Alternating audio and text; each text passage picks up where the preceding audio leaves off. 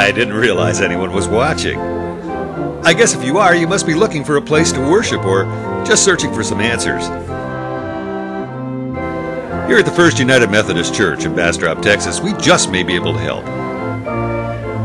We have been providing spiritual leadership to the Bastrop area since 1835. We offer the community 3 worship services each Sunday, both traditional and contemporary. And between services, you will always find warm, friendly smiles and a hot cup of coffee.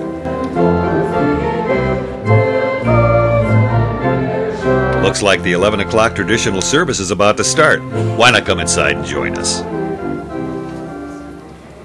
Good morning. I'd like to welcome everyone and thank you for answering God's call to be in worship by uniting with us in worship. As we'll acknowledge in a few moments, we are all guests here. This is God's house and we're here at God's invitation. Nevertheless, if you are here for the first time, we would like to acknowledge that by offering you just a small token of our appreciation. We know that you have many choices. So if you're worshiping here for the first time with us, we would appreciate it if you'd raise your hand so we can give you one of these little gifts.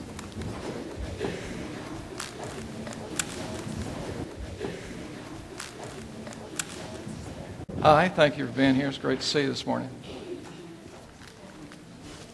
Thank you, sir. So glad you're here. How you doing? So glad you're here.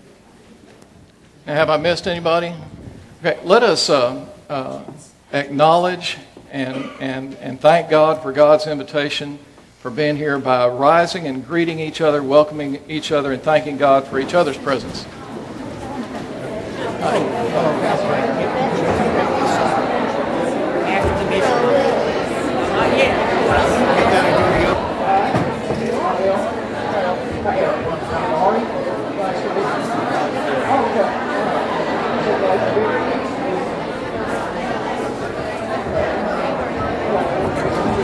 Let us find our places as we allow the music of the prelude to gather us and center us as we present ourselves to God for worship.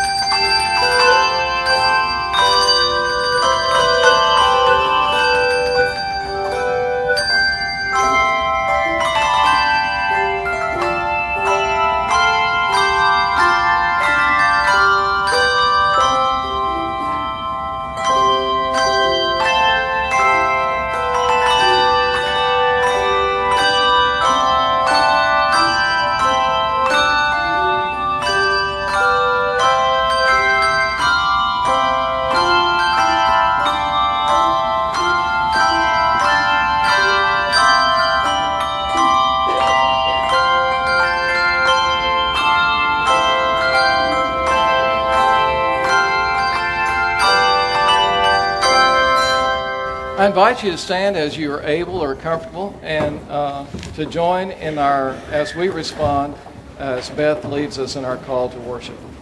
God is not deceived by our solemn assemblies. Our empty festivals do not impress our God. We want to give joyous expression to the growing faith. We choose to serve the God whom Jesus revealed. Our hope is in God's grace, beyond all judgment. Our trust is in God's love, greater than our feeble imitation. We welcome the life God promises us. We seek to respond with faithful service.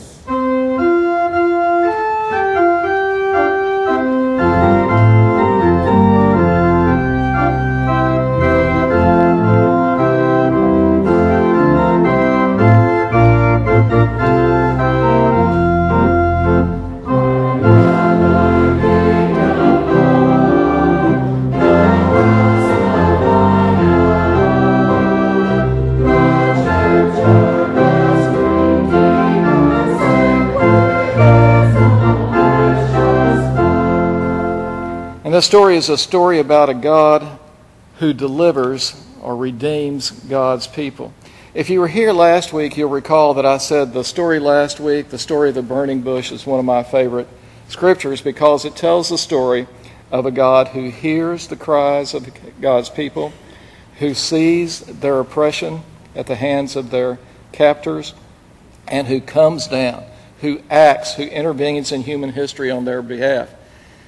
This story is one of Carol's favorite scriptures from the disciple Bible study that we took.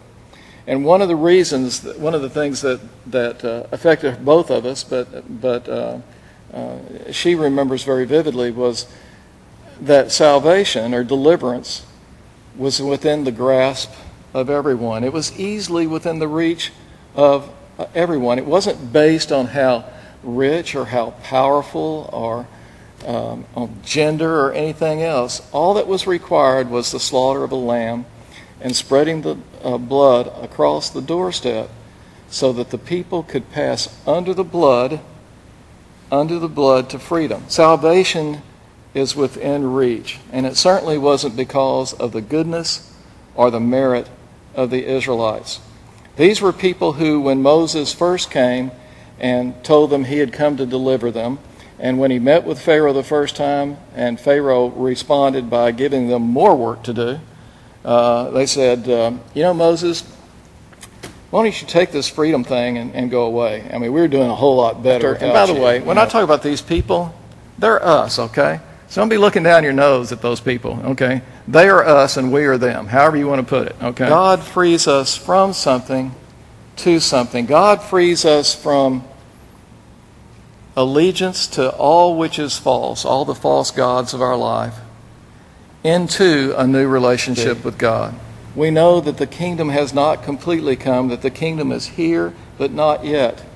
And our role is to make that kingdom real by living the story, not just telling the story, but living the story, by doing ministries of teaching, ministries of healing, ministries of mercy, wherever they present themselves to us. Thank you, Pastor Johnson. You summed it up perfectly. The First United Methodist Church in Bastrop provides all those ministries, not to mention being a wonderful place for fellowship and spiritual growth. So why not start living the story with us? Hope to see you in church next Sunday.